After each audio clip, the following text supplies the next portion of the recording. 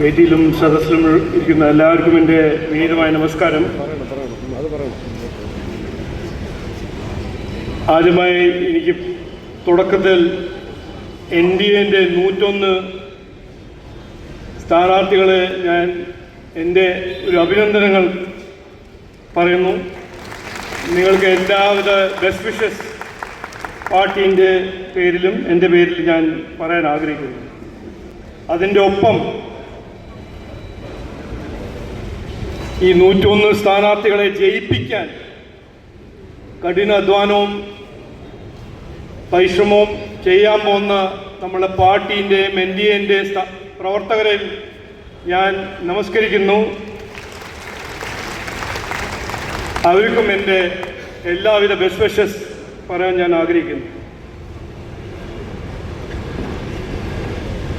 ഈ വരുന്ന തെരഞ്ഞെടുപ്പ്, തദ്ദേശ തെരഞ്ഞെടുപ്പ്, തിരുവനന്തപുരം കോർപ്പറേഷൻ്റെ ഇലക്ഷൻ കേരളനാടിൻ്റെ ചരിത്രത്തിൽ, തിരുവനന്തപുരം കോർപ്പറേഷൻ്റെ ചരിത്രത്തിൽ ഒരു നിർണായകമായ ഇലക്ഷനായിട്ടാണ് ജനങ്ങൾ കാണുന്നത്. എന്തുകൊണ്ടെന്ന് ചോദിച്ചാൽ, ഈ കോർപ്പറേഷനിൽ താമസിക്കുന്ന ആരാണെങ്കിലും, ഏത് സാധാരണ നിവാസിയോട് ചോദിച്ചാൽ ഒറ്റക്കെട്ടായിട്ട് പറയുന്നത് മതിയായി, മാറ്റം വേണം. ആ മാറ്റം കൊണ്ടുവരാൻ കഴിവുള്ള ഒറ്റ പാർട്ടി BJP NDA ആണ്, ഒറ്റ മുന്നണി NDA ആണെന്ന് ജനങ്ങൾ തീരുമാനിച്ചു. അപ്പോൾ ഈ ഇലക്ഷൻ, ഈ തെരഞ്ഞെടുപ്പ് പ്രധാനപ്പെട്ട ഒരു തെരഞ്ഞെടുപ്പാണ്, നിർണായകമായ ഒരു തെരഞ്ഞെടുപ്പാണെന്ന് ആദ്യം ഞാൻ പറയാൻ ആഗ്രഹിക്കുന്നു. അങ്ങനെയാണ് മുന്നണിയും പാർട്ടിയും പ്രവർത്തകരും എല്ലാവരും ഈ ഇലക്ഷനെ കാണുന്നത്. എല്ലാ 5 കൊല്ലം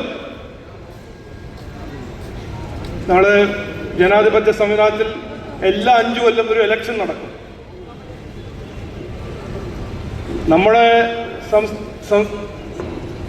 നമ്മുടെ തിരുവനന്തപുരം കോർപ്പറേഷനും എല്ലാ 5 കൊല്ലം നടന്നു. നമ്മുടെ നാടിലും എത്രയോ കാലമായി ഇലക്ഷൻ നടക്കുന്നു. CPM വരുന്നു, കോൺഗ്രസ് പോകുന്നു, കോൺഗ്രസ് വരുന്നു, CPM പോകുന്നു. എന്നാൽ ഈ ഇലക്ഷൻ്റെ എന്താണ് ഏറ്റവും പ്രധാനപ്പെട്ട ഒരു ഇഷ്യൂ? ഈ ഇലക്ഷൻ നടക്കുമ്പോൾ ജനങ്ങൾ എന്ത് നോക്കിയിട്ട്, എന്ത് കണ്ടിട്ട്, എന്ത് മനസ്സിലാക്കിയിട്ടാണ് വോട്ട് കൊടുക്കുന്നത്? അവരുടെ പ്രശ്നങ്ങൾ പരിഹരിക്കാൻ ഒരു പാർട്ടി ഭരിക്കണം, അല്ലെങ്കിൽ അവരുടെ വാർഡിൽ, അവരുടെ പഞ്ചായത്ത്, മുനിസിപ്പാലിറ്റി, കോർപ്പറേഷൻ ഭരിക്കുന്ന ആ പാർട്ടി അവരുടെ പ്രശ്നങ്ങൾ പരിഹരിക്കാൻ അധ്വാനിക്കും, അവരുടെ ജീവിതത്തിൽ വ്യത്യാസം കൊണ്ടുവരും. ഇതെല്ലാം വിചാരിച്ചിട്ടാണ് അവർ വോട്ട് കൊടുക്കുന്നത്. പക്ഷെ ഇവിടെ നടക്കുന്നത് എന്താണ്? ഇതുവരെ നടന്നത് എന്താണ്? 10 കൊല്ലം മുമ്പ് ഇവിടെ ഒരു വാഗ്ദാനം കൊടുത്ത് വോട്ട് നേടിയ പാർട്ടിയാണ് CPM. എല്ലാം ശരിയാവും, അതായിരുന്നു വാഗ്ദാനം. അന്ന് ഇന്നത്തെ ബഹുമാനപ്പെട്ട മുഖ്യമന്ത്രി പ്രതിപക്ഷ നേതാവായിരുന്നു. എല്ലാം ശരിയാവും, കോൺഗ്രസിന്റെ അഴിമതി ഞങ്ങൾ നിർത്തും, സർക്കാരിൽ മാറ്റം കൊണ്ടുവരും, ഇതെല്ലാം പറഞ്ഞ് എല്ലാം ശരിയാവുമെന്ന് പറഞ്ഞ 10 കൊല്ലം കഴിഞ്ഞിട്ട് ഇന്ന് എന്താണ് ശരിയായത്? തിരുവനന്തപുരം കോർപ്പറേഷൻ 10 കൊല്ലം ഭരിച്ച CPMന്റെ, ഞാൻ അങ്ങനെ റിപ്പോർട്ട് കാർഡ് കൊടുക്കാൻ പോകുന്നില്ല, തരാൻ പോകുന്നില്ല. എന്നാലും കുറച്ച് കാര്യങ്ങൾ നമ്മൾ ശ്രദ്ധിക്കണം. 10 കൊല്ലം ഭരിച്ചു, എല്ലാം ശരിയാവും എന്ന് പറഞ്ഞ് വോട്ട് നേടിയ ഭരണ സർക്കാരാണ് 10 കൊല്ലം ഭരിച്ചത്. ഇന്നും 5.5 ലക്ഷം വീട്ടിൽ കുടിവെള്ളമില്ല. തലസ്ഥാനമാണത്, നാടിന്റെ തലസ്ഥാനമാണ്. എല്ലാം ശരിയാവും എന്ന് പറഞ്ഞ് വോട്ട് നേടിയ സർക്കാരാണ്. തലസ്ഥാനത്തിന് 5.5 ലക്ഷം വീട്ടിൽ കുടിവെള്ളമില്ല. 204 കോളനികളുണ്ട്, കുടിവെള്ളമില്ല. മാലിന്യം അതിനെക്കുറിച്ച് പറയേണ്ട ആവശ്യമില്ല. ഡ്രെയിനേജ് ഇല്ല. വീടുണ്ടെങ്കിൽ തകർന്നു കിടക്കുന്ന റൂഫ്, വീടും റൂഫുണ്ടെങ്കിൽ കുടിവെള്ളമില്ല. എല്ലാം ശരിയാവും എന്ന് പറഞ്ഞ് വോട്ട് നേടിയ പാർട്ടി 40% സ്ട്രീറ്റ് ലൈറ്റ് ഇന്നും നടക്കുന്നില്ല. എല്ലാം ശരിയാവും എന്നായിരുന്നു വാഗ്ദാനം. 2 ലക്ഷം തെരുവുനായ ശല്യത്തിന്റെ ഇരകൾ, 2 ലക്ഷം തിരുവനന്തപുരം 5 കൊല്ലത്തിൽ തെരുവുനായ കടിച്ച കേസസ്. മാലിന്യം, അതിനെക്കുറിച്ച് ഞാൻ പറയേണ്ട ആവശ്യമില്ല, നിങ്ങൾക്ക് എല്ലാവർക്കും അറിയാം. അതിലൊരു സിസ്റ്റം ഇല്ല. അപ്പോൾ എല്ലാം ശരിയാവും എന്ന് പറഞ്ഞ് വോട്ട് നേടിയ സർക്കാർ 10 കൊല്ലം കഴിയുമ്പോൾ ഇതാണ് അവർ വെച്ചിരിക്കുന്നത്. പിന്നെ സംസ്ഥാനത്തിൻ്റെ ലെവലിൽ എന്താ ചെയ്തിരിക്കുന്നത് ഞാൻ പറയേണ്ട ആവശ്യമില്ല. കടം വാങ്ങാണ്ട് മുമ്പോട്ട് പോകാത്ത സ്ഥിതിയാണ് നമ്മുടെ സ്റ്റേറ്റ്. എന്നിട്ട് ശബരിമലയിൽ ഇന്നലെ കണ്ടല്ലോ, ദേവസ്വം ബോർഡിനെ ദല്ലാൽമാരുടെ ഒരു സ്ഥാപനമാക്കി മാറ്റിയതാണ് ഈ കഴിഞ്ഞ 10 കൊല്ലം അവരുടെ അച്ചീവ്മെന്റ്. പക്ഷെ ജനങ്ങളുടെ പ്രശ്നങ്ങൾ പരിഹരിക്കേ അതെന്തിനാ? എലക്ഷൻ വരുന്ന 1 മാസം മുമ്പേ 2 ക്ഷേമ പദ്ധതികൾ അനൗൺസ് ചെയ്യുക, പിന്നെ 2-3 തവണ BJP വർഗീയവാദി പാർട്ടി എന്ന് പറയാ, ജനങ്ങളെ വിട്ടിയാക്കുക, ഇനിയും ജയിക്കുക. ഇതാണ് അവരുടെ ഒരു രാഷ്ട്രീയ തന്ത്രം. പക്ഷേ അതിൻ്റെ കാലം ഇനി കഴിഞ്ഞു. ഇനി കാലം പോളിറ്റിക്സ് ഓഫ് പെർഫോമൻസിന്റെ കാലം. ജനങ്ങൾ ആഗ്രഹിക്കുന്ന അതാണ്.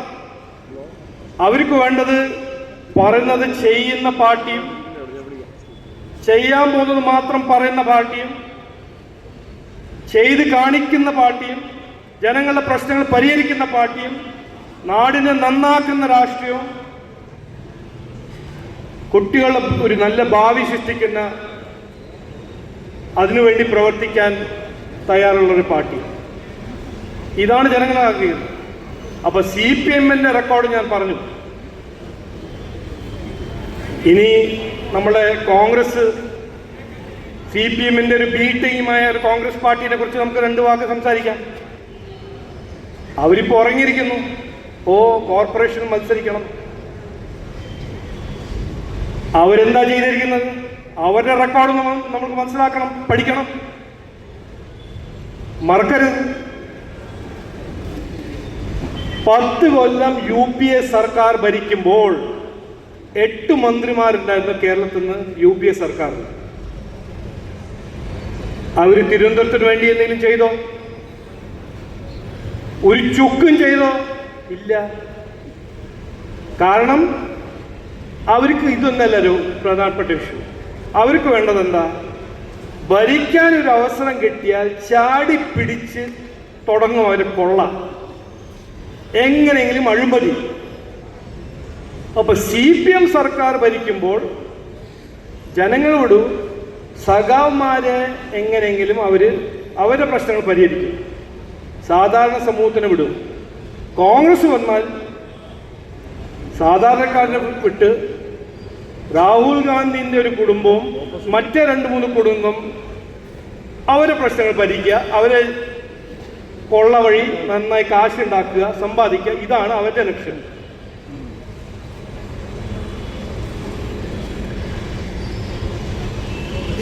ഞാൻ 2-3 ദിവസമായിട്ട് കേൾക്കുകയാണ്, ശബരിമലയെ കുറിച്ച് കോൺഗ്രസ്സുകാർ വിളക്ക് കൊളുത്തുന്നു, ഓരോരോ കാര്യങ്ങൾ ചെയ്യുന്നു. കോൺഗ്രസിന്റെ മനസ്സിൽ കയറിയിരിക്കുകയാണ്. ഇതൊരു വലിയൊരു പൊളിറ്റിക്കൽ ഒരു ഓപ്പർച്യൂണിറ്റിയാണ്, രാഷ്ട്രീയ അവസരമാണ് ഞങ്ങൾ പിടിക്കാൻ ശബരിമല. പക്ഷേ 10 കൊല്ലം പ്രതിപക്ഷ പാർട്ടിയായ കോൺഗ്രസ് പാർട്ടി ഈ നാടിൻ്റെ ജനതയ്ക്ക് വേണ്ടി എന്ത് ചെയ്തു, എന്ത് ചെയ്തില്ല എന്ന് അതിൻ്റെ ഒരു കണക്ക് ഈ ഇലക്ഷൻ നമ്മൾ ഡിസ്കസ് ചെയ്യണം. വിദ്യാഭ്യാസം, ആരോഗ്യം, ഇതിനെക്കുറിച്ച് ഒരു വാക്കും അവർ അസംബ്ലിയിൽ പറഞ്ഞില്ല. ജനങ്ങൾ വിഷമങ്ങളോ അതിനെക്കുറിച്ച് ഒരു ബഡ്ജറ്റ് ഡിബേറ്റിൽ, അസംബ്ലിയിൽ ഒരു ബഡ്ജറ്റ് ഡിബേറ്റിൽ കോൺഗ്രസ് എന്തെങ്കിലും പറഞ്ഞിട്ടുണ്ടോ? ഞാൻ എല്ലാം പഠിച്ചു നോക്കി, ഒന്നും പറഞ്ഞിട്ടില്ല. അതിൻ്റെ കാരണം എന്താണ്? അതിൻ്റെ വ്യക്തത നമുക്ക് എല്ലാവർക്കും മനസ്സിലാവണം. ഇവർ രണ്ടും ഇന്ത്യ അലയൻസിന്റെ ഭാഗമാണ്. കോൺഗ്രസിനും CPM തമ്മിൽ ഒരു വ്യത്യാസവുമില്ല ഐഡിയോളജിയിൽ. ഇക്കണോമിക് മാനേജ്മെന്റ് ആണോ, അഴിമതിയാണോ, ഭരണമാണോ, ഒരു വ്യത്യാസവുമില്ല. എന്നിട്ട് ശബരിമല ഒരു ഇഷ്യൂ ആക്കി മുമ്പോട്ട് പോകാൻ ശ്രമിക്കുമ്പോൾ ഞാൻ കോൺഗ്രസിനോട് പറയുന്നത്, നമ്മളെല്ലാവരും പറയണം, ഈ ജമാഅത്തെ ഇസ്ലാമിയും SDP അതിൻ്റെ ഒപ്പം ഒരു അലയൻസ് ചെയ്ത് എന്തിനാണ് ഹിന്ദു വിശ്വാസികളെല്ലാം വിഡ്ഢിയാക്കാൻ നിങ്ങൾ നോക്കുന്നത്? നടക്കില്ല. ശബരിമല നിങ്ങളുടെ ഇഷ്യൂ അല്ല. ശബരിമല ഈ വിശ്വാസികളുടെ ഇഷ്യൂ ആണ്. അവർ തീരുമാനിക്കും ഈ വരുന്ന ഇലക്ഷനിൽ ആരാണ് സംരക്ഷിക്കാൻ പോകുന്നത് ശബരിമലയെ. അത് NDA ആണോ, CPM ആണോ, കോൺഗ്രസ് ആണോ? BJP ഇന്ന് തിരുവനന്തപുരം കോർപ്പറേഷൻ പ്രതിപക്ഷ പാർട്ടിയാണ്. ഞാൻ ആദ്യം പറയാൻ ആഗ്രഹിക്കുന്നത്, ഈ 101 NDA സ്ഥാനാർത്ഥി മാത്രമല്ല, പൊതുസമൂഹത്തിനെ സേവിക്കാൻ, ജനങ്ങളെ സേവിക്കാൻ ഇറങ്ങുന്ന പ്രവർത്തകരാണ്.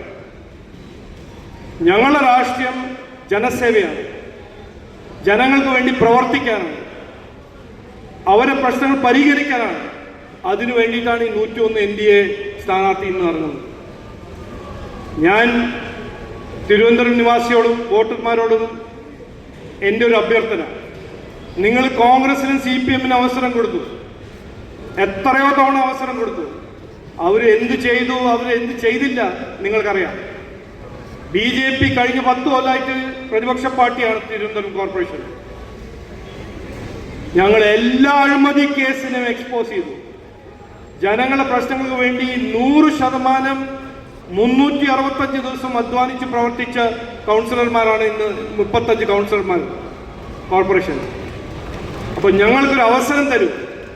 ഒരു അവസരം തന്നാൽ ഞങ്ങൾ കാണിച്ചു തരാം ഈ വികസിത തിരുവനന്തപുരം, ആ കാഴ്ചപ്പാട് സൃഷ്ടിക്കാൻ ഞങ്ങളുടെ കഴിവും താല്പര്യവും ഞങ്ങൾ കാണിച്ചു തരാം.